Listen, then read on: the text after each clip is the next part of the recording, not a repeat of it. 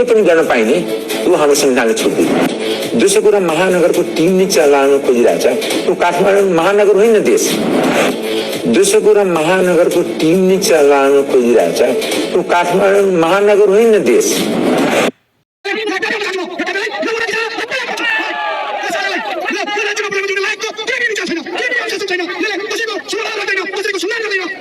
खेत जोतेको प्रति घण्टा 1800बाट 3000 पुग्यो, बिउ 1000बाट 1200, सिंचाइमा समस्या, मलको अभाव उस्तै।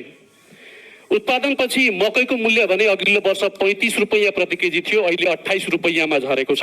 अब यो देशमा किसान बाँच्छ कि बाँच्दैन राज्यले सोच्नुपर्ने अवस्था सृजना भएको छ। समर्थन मूल्यमा किसानले उपज कहिले बेच्न पाउँदैन, राज्यले किन्ने सामर्थ्य राखेन।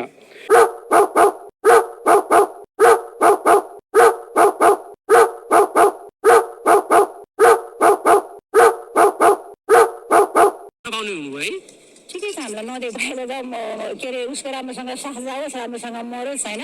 हामी हिन्दू हो, भगवान मान्ने मान्छे हो, उसलाई राम्रो जय जय होस् बालेनको। हामी भोकै तिखेर नाङ्गे पऱ्यो, हामीले बच्चालाई एकजना स्याउ दिनु सकेको छैन, भने जस्तो खुवाउनु पाएको छैन, स्कुल मजाले भर्ना गर्नु पाएको छैन, हामीलाई पीडा होस्।